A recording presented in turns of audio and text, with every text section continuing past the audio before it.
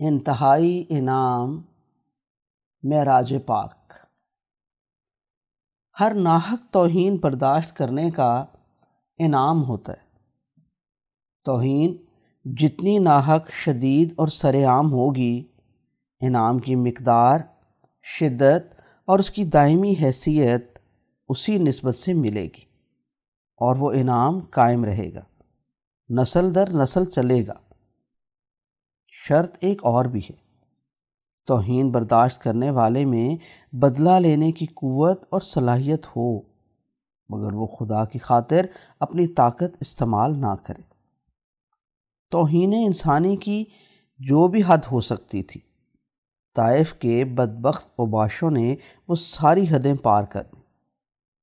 توہین ناحق سے بڑی کوئی دکھ دینے والی بات نہیں ہوتی۔ آقا صلی اللہ علیہ وآلہ وسلم کا دل دکھ سے بھر گیا۔ تب انہوں نے حمد و ثنا کے بعد اپنے خدا سے مدد اور پناہ چاہی۔ اب خدا کی طرف سے اس انتہائی توہین کو برداشت کرنے اور توہین کرنے والوں کے لیے کوئی بد دعا دینے کی بجائے دعائیں دینے کے بعد خدا کی طرف سے عظیم ترین انعامات کا سلسلہ شروع ہوا۔ انعام اس قدر بڑا ملتا ہے جتنا کوئی صبر و استقامت اور بغیر کسی منفی رد عمل اور کسی قسم کا بدلہ نہ لینے کے بعد خود کو اس کا اہل ثابت کرے۔ اس قدر شدید اذیت بھری توہین کے بعد بھی دشمنوں کے لیے مسکرا کے کی ہوئی دعا، آنسو موتی لڑیوں میں پروئے، لبوں پہ تھر تھراتے روتے لفظوں سے مانگی بھی التجا، جب اس پہ قدرت اور اختیار تھا کہ ظالموں کو سزا دے سکیں، خدا نے زمین و آسمان کے کماندار فرشتے کی کمان آقا صلی اللہ علیہ وآلہ وسلم کے ہاتھ میں دے دی تھی، مگر آقا صلی اللہ علیہ وآلہ وسلم نے سجدہ شکر کے بعد زمین و آسمان کی وہ ساری چابیاں پھر خدا کے قدموں میں رکھ کے صرف خدا سے عافیت اور اپنے دشمنوں کی فلاح اور ہدایت کی دعا کی۔ ایسا پہلے کسی خدا کے پیغمبر نے نہ کیا تھا۔ حضرت نوح علیہ السلام نے اپنے لوگوں کی سختیوں کو دیکھ کے خدا سے بد دعا کر کے اپنے دشمنوں کی پہاڑوں پہ بنی بستیاں ڈبوا دی تھیں۔ عاد اور سمود کے لوگوں پہ چنگھاڑ اور چیخ نے تہ و بالا کر دیا تھا۔ حضرت لوط علیہ السلام کے اشارے پہ ان کے دشمنوں پہ پتھروں کی بارش ہوئی تھی۔ کسی کی بلند بالا عمارتوں کو تیز ہواؤں نے آ کر جڑوں سے اکھاڑ دیا تھا۔ پہاڑیوں کی کھو میں بنے مضبوط گھروندوں میں بیٹھے بیٹھے منکر تنکوں کی طرح اڑا دیے گئے تھے۔ حضرت موسیٰ علیہ السلام نے آسمان سے کئی طرح کی آفات کو بلا لیا تھا، وہ پھر بھی نہ مانے تو انہیں سمندر بیچ لا کر غرق کروا دیا تھا۔ ایک آقا صلی اللہ علیہ وآلہ وسلم کے علاوہ سیدنا عیسیٰ علیہ السلام نے صرف اپنے دشمنوں کے لیے کوئی برائی نہ چاہی تھی، اور اپنے بدبخت کوہتان نظر یہودیوں کے لشکر میں اپنی صلیب خود اپنے کندھوں پہ اٹھا کے آبلہ پا ننگے سر صلیب کے بازوؤں میں آہنی تیز لہو بہاتی میخوں سے جڑے اپنے معصوم اور پاکیزہ ہاتھوں کو بندھوا کے سر مقتل چلے گئے تھے۔ وہ بھی توہین ناحق کی انتہائی شان کو جیت کے جیے تھے۔ اسی لیے خدا نے ان کے دشمنوں کی بدطینت آنکھوں پہ پردہ ڈال کے اپنے اس برگزیدہ معصوم رسول کو کوئی گزن پہنچائے بغیر زمین کے پنچال سے آسمان کی وسعتوں پہ زندہ اٹھا لیا تھا، اور ان کے کان میں سرگوشی کر دی تھی کہ تم نسل انسانی میں سب سے طویل عمر پا گئے، کیونکہ تمہارے ناعاقبت اندیش جاہل یہودی دشمن تمہارے اور میرے تعلق کو سمجھے بغیر تمہیں موت کی صلیب پہ لٹکا کے بغلیں بجا رہے ہیں، جیسے انہوں نے تمہارے خدا کو ہرا دیا اور تمہیں مصلوب کر دیا۔ ایسا کیسے ہو سکتا ہے؟ کون ہے جو خدا کے ارادوں کو شکست دے سکتا ہے؟ جتنی جلدی ان بدبختوں نے تمہیں مارنے کی اس سے ہزاروں گنا لمبی زندگی تمہیں عطا کی گئی ہے۔ اب تم ایک مقرر وقت پر آسمان سے اسی عزت و آبرو اور معطر گیلی لمبی سونی زلفوں کو اپنے چہرے پہ سجائے اترو گے، اور تمہارے حسین مہکتے کندھوں پہ لہراتے بالوں سے تازہ خوشبو بھرے پانی کے قطرے ٹپک رہے ہوں گے۔ اس وقت میرے آخری رسول محمد صلی اللہ علیہ وآلہ وسلم بن عبداللہ کی رسالت ہوگی، جن سے ملنے اور جن کی پیروی کا تم نے اپنے سے پہلے آئے پیغمبروں کی طرح وعدہ کیا ہوا ہے۔ شاید خدا نے سیدنا عیسیٰ ابن مریم علیہ السلام کو یہ بھی یاد دلایا ہو کہ تم جس جلیل القدر رسول صلی اللہ علیہ وآلہ وسلم کی آمد کے لیے جلدی رخصت چاہتے تھے اور کہا کرتے تھے کہ ان کے پیروں میں پہنے جوتوں کے تسمے کھولنا بھی تمہاری سب سے بڑی سعادت ہوگی، انہی کی رسالت کے دنوں میں تم ان کے ملک شام کی ایک مسجد کی مینار سے اترو گے اور پوری دنیا کے بھٹکے لوگوں کو انہی کے دین کی طرف بلاؤ گے۔ تم امتحان توہین کی برداشت میں پورے اترے۔ اب مقررہ وقت تک میرے آسمانوں میں میرے مہمان رہو۔ کون نہیں جانتا زمین اور آسمان خدا کے ہیں، جنہیں چاہے وہ جہاں مرضی رکھے۔ یہ زمین و آسمان کا فرق تو ہم جیسے کم نظر اور کم ظرفوں کے لیے ہے۔ خدا کے لیے تو یہ زمین اور آسمان اسی کے سونے گھر کی مختلف منزلیں ہیں، اس کے گھر کے مختلف فلور ہیں۔ طائف میں آقائے دو عالم صلی اللہ علیہ وآلہ وسلم نے ناحق توہین کی ہر حد مسکرا کے گزار دی تھی۔ اسی راہ پہ واپسی پہ خدا نے ان پر اپنی بظاہر ہر ایک کو نظر نہ آنے والی مخلوق کو ان کی حاکمیت میں دے کر ان کا غلام بنایا۔ انہی کے شہر مکہ میں ان کے پیغام کو نہ ماننے والے ایک سردار کو ان کا محافظ ٹھہرایا، اور پھر ایک ایسی راہ جس پہ اس سے پہلے کوئی انسان نہ چلا تھا نہ اڑا تھا، جس کی حد پہ اس کا معزز ترین فرشتہ سیدنا جبرائیل علیہ السلام بھی نہ گیا تھا، وہ راستہ کھول دیا۔ کہنے کو دنیا کا وقت چند لمحے ٹھہرا رہا، صرف اتنا کہ کوئی دروازہ کھولنے والا کنڈی کھولے اور واپس آ جائے، کنڈی ہل رہی ہو، مگر وقت کے ہر خلیے کو ایسا کھول دیا کہ اس میں ہمارے وقت کی صدیاں ایسی پچک کے رکھ دیں کہ ان کے اندر سے روشنی کے سال ہر سال کے راستے گزار دیے۔ اپنی پوری کائنات جس کے حدود اربع کا ابھی اندازہ نہیں ہوا، جس کے ایک کونے سے دوسرے کونے کی کسی کو خبر نہیں، جس کے بیچ راستوں میں قریبی ستاروں کے درمیان آنے جانے میں روشنی کی رفتار سے چل کے بھی روشنی کے کئی سال لگتے ہیں، وہ سارے فاصلے پلک جھپکنے میں ایسے گزار دیے جیسے تخلیق کائنات کے وقت سب فاصلے مٹے تھے۔ جب کائنات کے ایک سرے پہ وقوع پذیر ہونے والا واقعہ عین اسی لمحے کائنات کی ہر نکر، ہر کنارے، ہر سیارے، ہر سورج اور ہر چاند پہ ہوتا ہے۔ خدا نے آقا صلی اللہ علیہ وآلہ وسلم کو کائنات بھر کی کنجیاں بخشی تھیں، اب انہیں ان چابیوں کے تالے بھی تو دکھانے تھے۔ جس جس جہان پہ ان کو دسترس دینا تھی ان جہانوں کی سیر بھی کرانا تھی۔ یہ کیسے ہو سکتا ہے کہ کوئی کسی کو چابیوں کا گچھا تو دے دے، ان چابیوں سے کھلنے والے تالے نہ دکھائے، ان تالوں کو کھول کے بیچ رکھے خزانوں سے بے خبر رکھے۔ خدا نے سب گزرے اور گزرنے والے زمانوں اور ان زمانوں کی ساری قوموں، ان کے سرداروں اور انبیاء پہ آپ کو شاہد بنانا تھا، گواہ ٹھہرانا تھا۔ کیسے کوئی گواہ وہ گواہی دے سکتا ہے جب تک وہ سارے واقعے نہ دیکھ لے، سارے زمانے، ساری قومیں جان نہ لے، اور ان قوموں کے سردار انبیاء سے بنفس نفیس ملاقات نہ کرے؟ انہیں اپنا مبتدی بنا کر ان کی امامت نہ کر لے۔ پھر یہی نہیں، اس کائنات کی جو بھی آخری حد ہے، جہاں بھی ہے، وہ وہاں تک نہ ہو آئے۔ سدرۃ المنتہا پہ مقدس بیری کا پودا ہے، نور کا وہ ماخذ ہے جس نور سے نکھرا اس کا کلام برحق ہے، جس نور سے نور بشر کی صورت میں اس کا لاڈلا رسول آخر صلی اللہ علیہ وآلہ وسلم ہے۔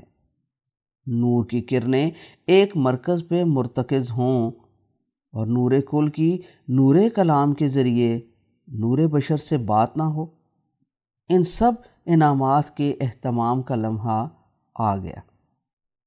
رجب کی 27ویں رات کا وہ مقدس لمحہ تھا۔ آقا صلی اللہ علیہ وآلہ وسلم اپنی چچیری بہن ام ہانی بنت سیدنا ابو طالب کے مکان میں ٹھہرے ہوئے تھے۔ وہ مکان خانہ خدا سے چند قدم دور تھا کہ سیدنا جبرائیل امین علیہ السلام تشریف لائے۔ بولے، چلیے، آسمان سے بلاوا ہے۔ کائنات کے مکانوں پہ تو آپ کی دسترس چلی آئی ہے، آج لامکان کی میزبانی دیکھیے۔ زمان و مکان آج خدا نے آپ کے لیے مسخر کر دیے ہیں۔ دنیا کا وقت دنیا والوں کے لیے یوں ہی رہے گا، مگر وقت بنانے والے خدا نے اس وقت کی چابی آج آپ کے چابی کے گچھے میں ڈال دی ہے۔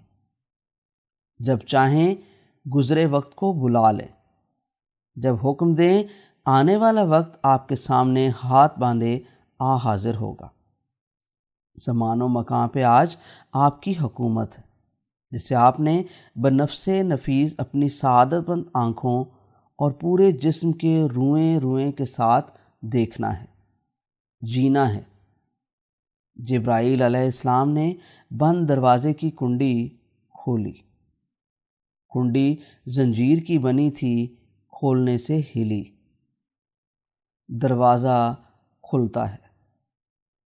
آسمانوں اور زمین کی ہر گزرگاہ، ہر درز، ہر مقام کا تفصیلی مشاہدہ کرنے کا سمے آتا ہے۔ وہ سمے آ گیا۔ زمین کو باندھے وقت کے ایک لمحے کو ڈھیل نہ ملی، اور جب زمین اور آسمان کی ہر وسعت اور خدا کی قربت میں صدیاں گزار کے آقا صلی اللہ علیہ وآلہ وسلم لوٹے، تو اسی دروازے کی زنجیر کنڈی اسی طرح ہل رہی تھی جیسے ابھی کھلی ہو۔ غور کرنے والوں کے لیے زمینی مناسبت کا ریلیٹو وقت اور خدا کے جامع ایبسولوٹ وقت کے درمیان فرق سوچنے کا اس میں درس ہے۔ وقت جس سے خدا پوری کائنات کو ہاتھ میں پکڑے کوڑے کی طرح گھما کے اپنی مرضی سے چلاتا ہے۔ وقت جو خدا کی سب سے انہونی صفت ہے، جس پہ حاکمیت صرف خدا کی اپنی ہے۔ وہ صفت اس صبح آقا صلی اللہ علیہ وآلہ وسلم کے ہاتھ میں دے کر اپنی پوری کائنات ایک سرے سے دوسرے سرے تک دکھا دی۔ سارے راز کھول دیے، اپنے محبوب کو بتا دیا کہ کیا کچھ تمہارے خدا کی دسترس میں ہے، اور یہ سب کچھ تمہارے ایک اشارے، تمہاری ایک خواہش پہ قربان ہے۔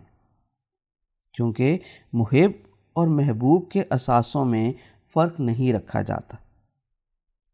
روایت میں ہے کہ آقا صلی اللہ علیہ وآلہ وسلم محترمہ ام ہانی کے گھر سے چند قدم پہ موجود حرم کعبہ کے حتیم میں آئے، جہاں ایک انوکھی سواری کھڑی تھی، جس کی صورت خچر جیسی تھی، مگر اس کے پہلوؤں میں دونوں طرف مضبوط لمبے پر تھے جو جھکے ہوئے اس کے پاؤں کو چھو رہے تھے۔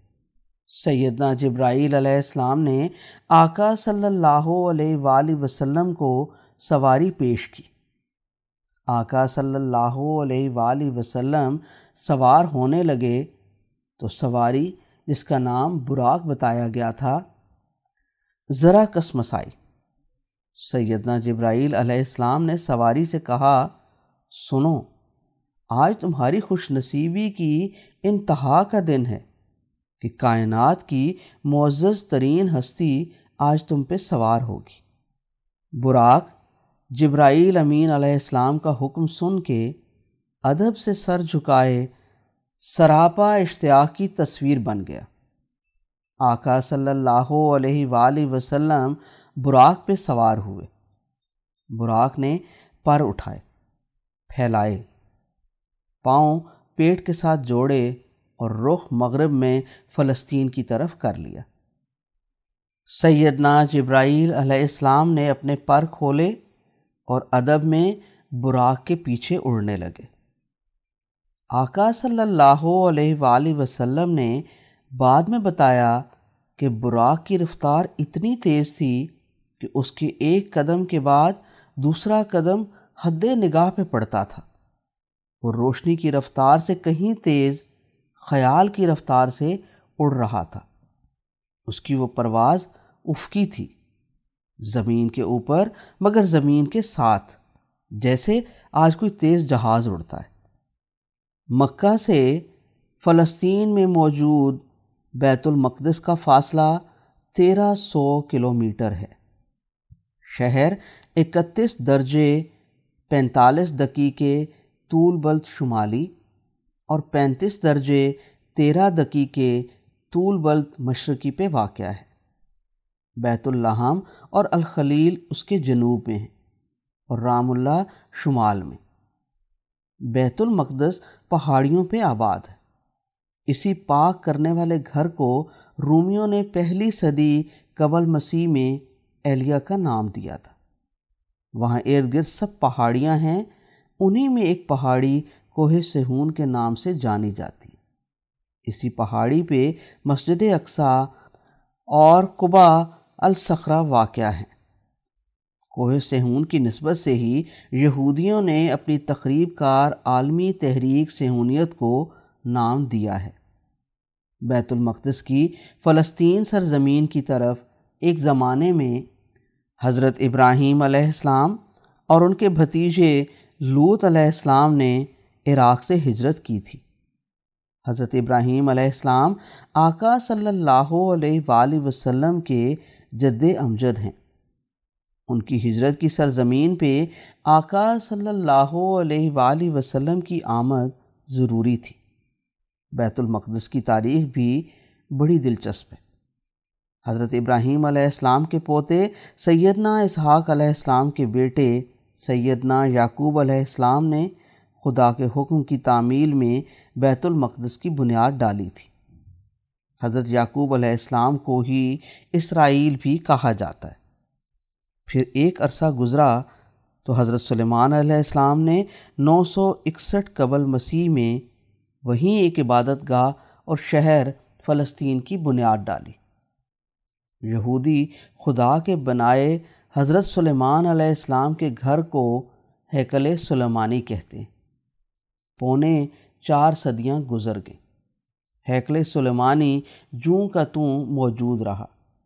پھر 586 قبل مسیح میں عراق کی سلطنت بابل کے جری بادشاہ بخت نصر نے فلسطین پہ حملہ کر دیا، فلسطین کی تباہی کی اور ہیکل سلیمانی کی اینٹ سے اینٹ بجا دی۔ تورات کے تمام نسخے بھی اس نے تلف کر دیے، جگہ جگہ آگ لگا دی۔ خدا کی اس لاڈلی قوم یہود کو، جو خدا کی نافرمان ہو چکی تھی، غلام اور لونڈیاں بنا کر اپنے ساتھ عراق لے گیا۔ اس وقت غلام اور لونڈیاں بنائے گئے یہودیوں کی تعداد 1 لاکھ تھی۔ فلسطین اور وہاں کا بیت المقدس برباد ہو گیا۔ انہی کے کھنڈرات میں ایک بار خدا کے پیغمبر حضرت عزیر علیہ السلام کا ادھر سے گزر ہوا۔ وہ اس مردہ شہر فلسطین اور برباد بیت المقدس کو دیکھ کے سوچنے لگے، کبھی ایسا بھی ہوگا کہ یہ بستی، یہ شہر پھر آباد ہوگا؟ اللہ نے ان کی سوچ سن لی اور انہیں جواب دینے کے لیے ان پہ موت دے دی، اور اس موت یا طبعی نیند کے 100 سال بعد انہیں جگا دیا، اٹھا دیا۔ وہ پھر سے زندہ ہوئے، دیکھا تو وہی بستی تھی جس کے بارے میں انہیں گمان ہوا تھا کہ یہ کبھی پھر سے آباد بھی ہوگی۔ وہ حیران، بستی پھر سے آباد تھی۔ بیت المقدس میں لوگوں کی ریل پیل تھی، شہر کی سڑکیں اور گلیاں لوگوں سے بھری ہوئی تھی، ہر طرف رونق، خوشی اور خوشحالی تھی۔ انہوں نے کچھ لوگوں سے پوچھا، یہ شہر کب سے آباد ہوا؟ سننے والے سن کے مسکرائے اور حضرت عزیر علیہ السلام کو دیوانہ سمجھ کے دیکھنے لگتے اور کہتے، ہم جب سے پیدا ہوئے ہیں اسے ایسا ہی پایا ہے، ہمارے والدین اور ان کے والدین کے زمانے سے بھی یہ یوں ہی ہے۔ تم کون ہو؟ ادھر عراق میں بخت نصر کے بعد ایران کا شہنشاہ کورش کبیر، جسے سائرس اعظم کے نام سے بھی تاریخ نے محفوظ کیا ہے، اس نے 539 قبل مسیح میں عراق میں بخت نصر کی راجدھانی بابل پہ قبضہ کر لیا۔ یہودی ادھر آدھی صدی سے غلام بنے ہوئے تھے۔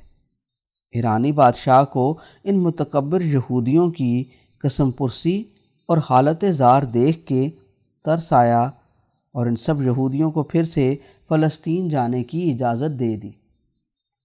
یہودیوں کا پھر فلسطین میں ہیرو اعظم حکمران بنا۔ اس نے دوبارہ بیت المقدس کا شہر اور ہیکل سلیمانی تعمیر کرا لیا، لیکن تاریخ کے پنوں میں ایک بار پھر یروشلم کی تباہی لکھی تھی۔ یہ تباہی اس بار رومیوں کی طرف سے ہوئی۔ رومی جرنیل ٹائٹس نے سن 70 میں یروشلم شہر اور ہیکل سلیمانی پھر سے مسمار کر دیے۔ ہیکل سلیمانی کی ایک دیوار کا کچھ حصہ مسمار ہونے سے بچ گیا۔ اسی خستہ ٹوٹی دیوار میں منہ چھپا کے 2000 سال سے آج تک یہودی روتے آئے ہیں اور اسے ہی دیوار گریہ کہتے ہیں۔ 137 عیسوی میں رومی شہنشاہ ہیڈرین نے پھر سازشی شوریدہ سر یہودیوں کو بیت المقدس اور پورے فلسطین سے نکال دیا تھا۔ سب جلا وطن کر دیے گئے تھے۔ 4 صدی عیسوی میں رومیوں نے حضرت عیسیٰ علیہ السلام کو صلیب پہ لے جانے کے 400 سال بعد عیسائیت قبول کر لی اور بیت المقدس میں گرجے تعمیر کر لی۔ حضرت عیسیٰ علیہ السلام کی ولادت بھی چونکہ بیت المقدس میں بیت اللحم میں ہوئی تھی، اس لیے وہ مقام بھی عیسائیوں کے لیے خاص عقیدت کا مقام بن گیا۔ جب نبی کریم آقائے دو عالم صلی اللہ علیہ وآلہ وسلم پہلے اسرا اور پھر معراج کی طرف جاتے ہوئے براق پہ سوار جبرائیل امین علیہ السلام کے ساتھ بیت المقدس پہنچے تو وہاں کوئی مسجد یا ہیکل نہ تھا۔ کچھ گرجے ضرور تھے۔ قرآن پاک میں بیت المقدس کی قدیمی جگہ کو ہی مسجد اقصیٰ کہا گیا ہے، جس سے برسوں بعد مسلمانوں کے ہاتھوں وہاں تعمیر ہونا تھا۔ یہ مسجد اقصیٰ مسلمانوں کے دوسرے جلیل القدر خلیفہ سیدنا عمر فاروق رضی اللہ تعالیٰ عنہ کے عہد میں 639 عیسوی میں بیت المقدس اور فلسطین پہ مسلمانوں کے قبضے کے بعد تعمیر کی گئی تھی۔ خلیفہ عبد الملک کی حکومت کے دنوں میں مسجد اقصیٰ کی تعمیر مکمل ہوئی تھی۔ مخرہ معراج کے عین مقام پہ قبہ الصخرہ بنایا گیا تھا۔ 425 سال بعد یورپی حکومتوں نے مل کر صلیبی جنگوں کا واویلا مچایا اور 1099 عیسوی میں عیسائیوں نے بیت المقدس پہ قبضہ کر لیا۔ 70,000 مسلمان شہید کر دیے۔ 88 سال بعد 1187 عیسوی کو مسلمانوں کے عظیم الشان بہادر غیور جرنیل صلاح الدین ایوبی رحمہ اللہ نے اپنے زور بازو سے یورپ کی تمام تر متحدہ قوتوں کو پارا پارا کر کے بیت المقدس عیسائیوں کے قبضے سے چھڑا لیا، مگر عیسائیوں کی طرح ان کی نسل کشی نہ کی، ان کا قتل عام نہ کیا، ان کو امن سے وہ شہر چھوڑ کے چلے جانے کی اجازت دے دی۔ اس وقت سے بیت المقدس مسلمانوں کے ہاتھوں میں چلا آتا رہا۔ حضرت عمر رضی اللہ تعالیٰ عنہ کے زمانے سے 20ویں صدی تک، سوائے ان 88 سالوں کے جب یورپی قوموں نے چالاکی، دھوکے اور عیاری سے کچھ دیر کے لیے بیت المقدس پہ قبضہ کیا تھا، جسے صلاح الدین ایوبی رحمہ اللہ نے چھڑا لیا، بیت المقدس اور پورا فلسطین 1300 سال تک مسلمانوں کے پاس رہا۔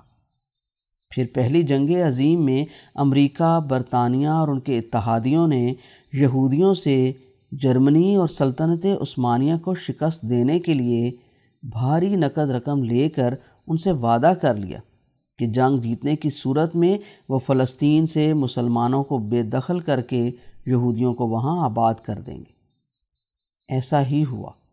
دنیا بھر کی ان جمہوریت پسند منافق اسلام دشمن قوتوں نے اس فلسطین میں یہودیوں کو ایک جمہوری حکومت بنانے کی سند دے دی، جہاں یہودیوں کی آبادی کل آبادی کا صرف 18% تھی۔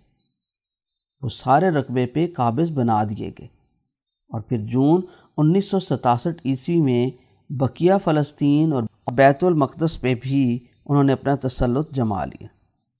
یوں ابھی تک مسلمانوں کا قبلہ اول یہودیوں کے قبضے میں ہے، اور عالم اسلام آج تک ایک دوسرے جیدار، قوی، بہادر، غیور صلاح الدین ایوبی رحمہ اللہ کا منتظر ہے۔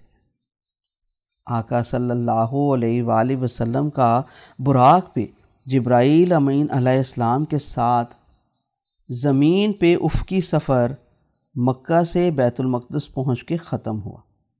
اس سفر کو اسرا کہتے ہیں۔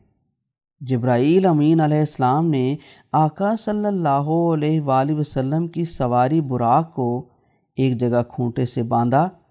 اس جگہ کی نشانی واپسی پہ آقا صلی اللہ علیہ وآلہ وسلم نے سر عام بیت المقدس دیکھ کے آنے والوں کو بتا دی۔ سیدنا عمر فاروق رضی اللہ تعالیٰ عنہ نے فتح فلسطین کے وقت عین اسی جگہ جہاں براق باندھا گیا تھا اور جہاں سے اس متبرک سفر کا دوسرا عمودی اڑاؤ آسمانوں کی طرف کا حصہ معراج پاک شروع ہوا تھا، وہاں مسجد اقصیٰ کی تعمیر کا حکم دیا تھا۔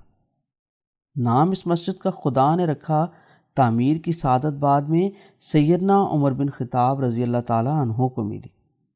قرآن پاک میں اس واقعے کے بارے میں خدا کہتا ہے، پاک ہے وہ ذات جو اپنے بندے کو راتوں رات مسجد حرام سے مسجد اقصیٰ تک لے گئی، جس کے گرد اگرد ہم نے برکتیں جمع کر دیں، تاکہ ہم اپنے بندے کو اپنی نشانیاں دکھائیں۔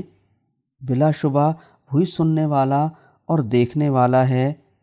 سورت نمبر 17 آیت نمبر 1۔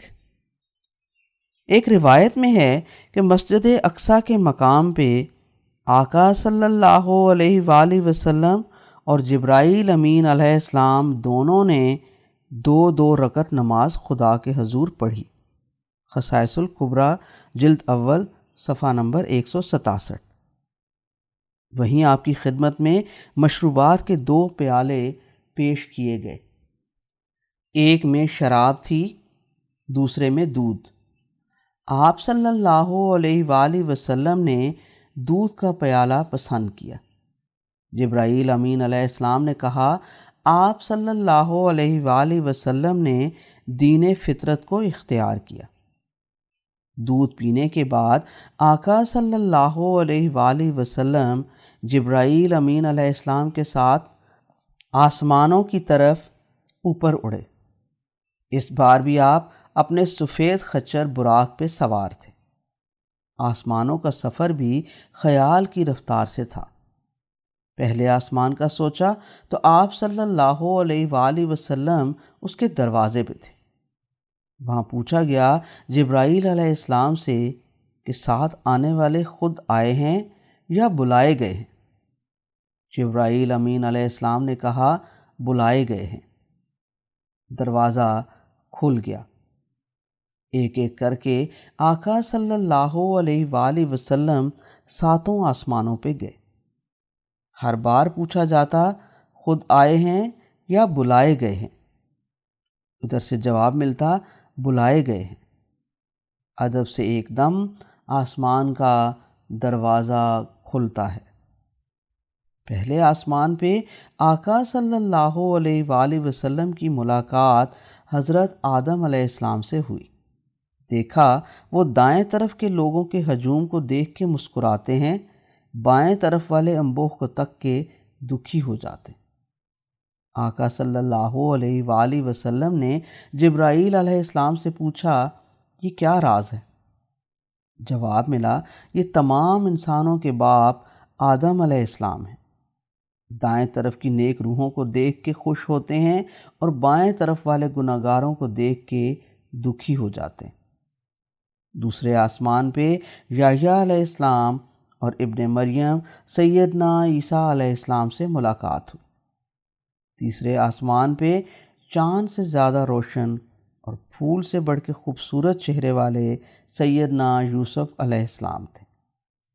چوتھے آسمان پہ ادریس علیہ السلام سے ملاقات ہوئی۔ پانچویں آسمان پہ موسیٰ علیہ السلام کے بڑے بھائی ہارون علیہ السلام تھے۔ چھٹے آسمان پہ سنجیدہ اور متین چہرے والے سیدنا موسیٰ علیہ السلام موجود تھے۔ اور ساتویں آسمان پہ آقا صلی اللہ علیہ وآلہ وسلم کے جد امجد حضرت ابراہیم علیہ السلام انتہائی محبت سے ملے، جیسے ان کے سامنے ان کی مانگی ہوئی دعا مجسم نور بن کے آ گئی ہو۔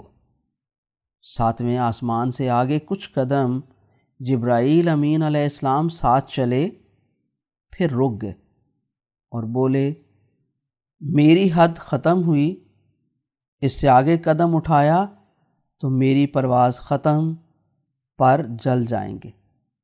یہ مقام سدرۃ المنتہا ہے، آگے صرف خدا کی ذات ہے، یہاں صرف آپ کو بلایا گیا ہے اور آپ سے پہلے کوئی اس حد سے آگے نہیں گیا۔ آقا صلی اللہ علیہ وآلہ وسلم دھڑکتے دل کے ساتھ خدا کی حمد و ثنا بیان کرتے آگے بڑھے۔ کہتے ہیں ایک کمان کے دو کونوں کا فاصلہ رہ گیا، پھر وہاں کیا دیکھا گیا، کیا سنا گیا، کیا سنایا گیا، یہ خدا جانتا ہے یا خدا کے سچے رسول صلی اللہ علیہ وآلہ وسلم۔ یہ انسانیت پہ خدائے رحمت کا وہ انعام ہے جو نہ کبھی پہلے ہوا تھا نہ بعد میں سنا گیا۔ کچھ عرصہ پہلے مضاف کی پہاڑی بستی میں بدراہ بگڑے متکبر قریش کے سرداروں نے آقا صلی اللہ علیہ وآلہ وسلم کی عجز بھری محبت کی ایک بات بھی نہ سنی تھی۔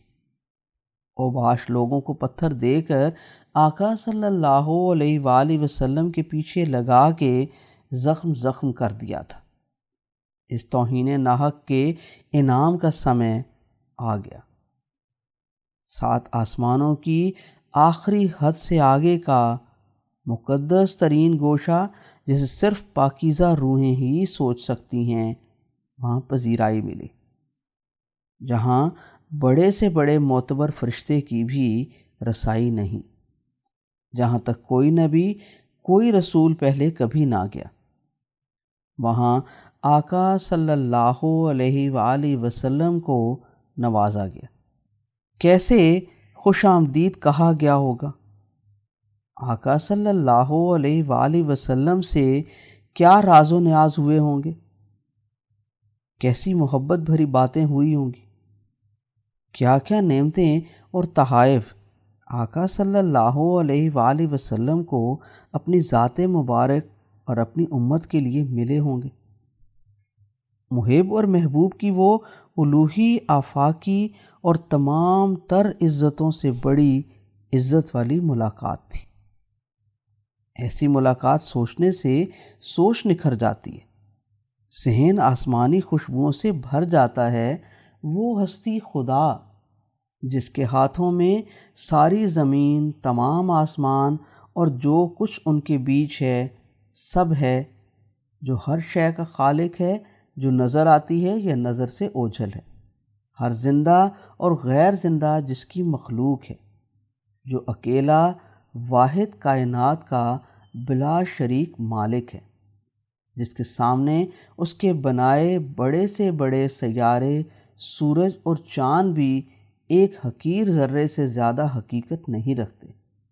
آج اس کے خصوصی ذاتی عرش پاک پہ اس کا پوری کائنات سے چنا ہوا، سچائیوں کی ہر حد سے اولیٰ، پاکیزگی کی انتہاؤں کی انتہا، ہمارا آقا صلی اللہ علیہ وآلہ وسلم، اس کا محبوب اعلیٰ حضرت محمد رسول اللہ صلی اللہ علیہ وآلہ وسلم ان کے مہمان ہیں۔ زمین و آسمان اور زمان و مکان کی ہر حد سے بلند، بلندیوں کی بھی ہر پہنچ سے اونچے، ہر نکھری سوچ سے سہنی جگہ پہ، سدرۃ المنتہا سے آگے کیا کیا کہا گیا ہوگا، کیا کیا سنا گیا ہوگا، بس خدا جانتا ہے یا خدا کے رسول آخر صلی اللہ علیہ وآلہ وسلم۔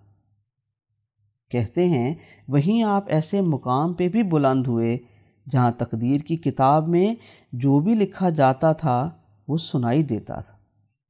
قلم جو لکھتا تھا اس قلم کی سرسراہٹ آتی تھی، اسے صریف الاقلام کہا گیا ہے۔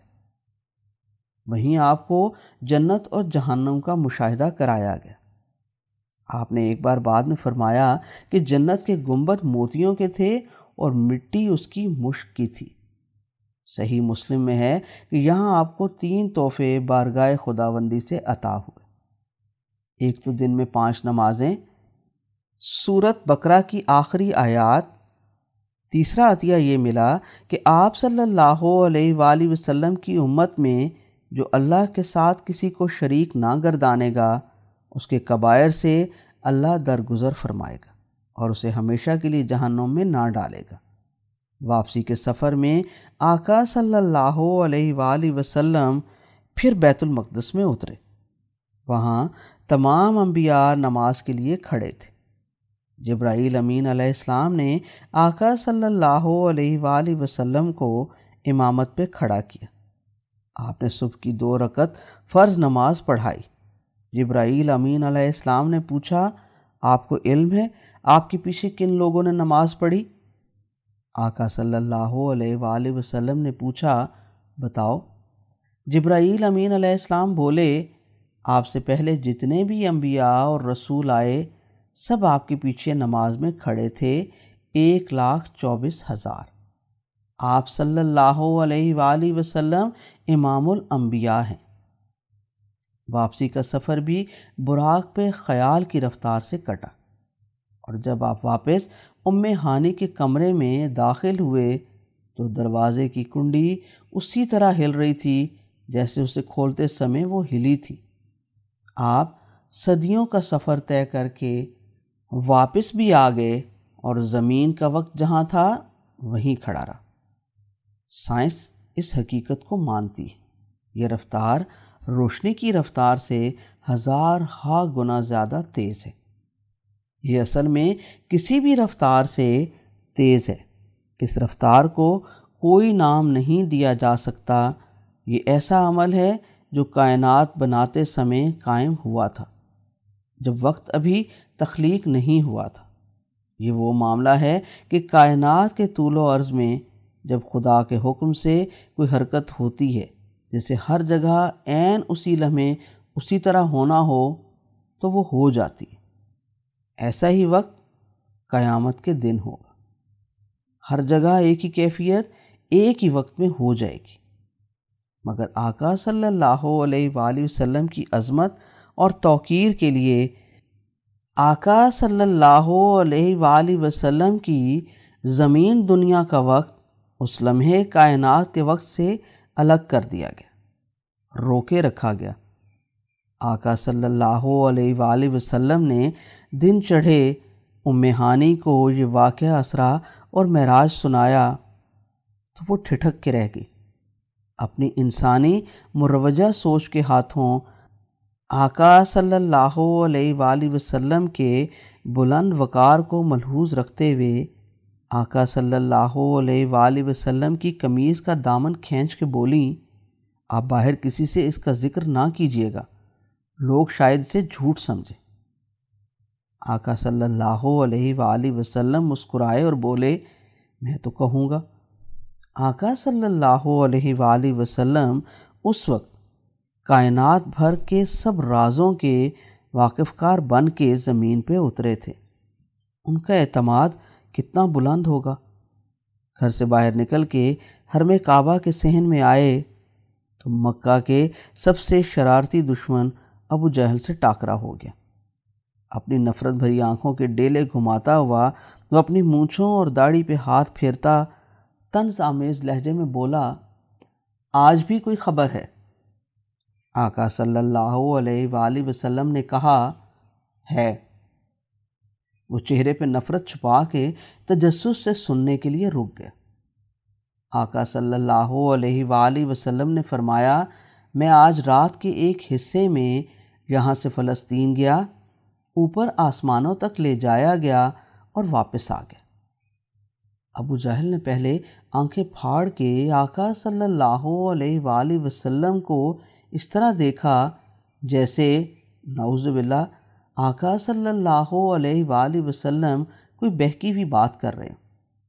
پھر تالی بجا کے ادھر ادھر کے لوگوں کو اکٹھا کر کے مرچ مسالہ لگا کے وہ واقعہ بیان کرنے لگا۔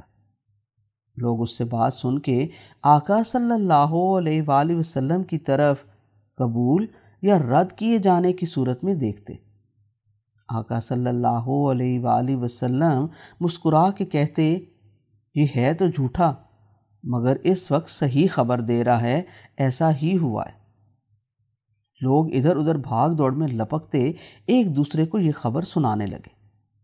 کئی ایمان رکھنے والے لوگوں کی بھی ان کی عیار عقل نے گھیر لیا۔ مکے سے فلسطین کا سفر اونٹ پہ بیٹھ کے صرف ایک طرف جانے کا 40 دن کا ہوتا تھا، آنے جانے میں 80 دن لگتے تھے۔ یہ مہینوں کی بات تھی اور آقا صلی اللہ علیہ وآلہ وسلم اسے رات کے ایک حصے میں طے ہوا فرما رہے تھے۔ لوگ سوچ میں پڑ گئے۔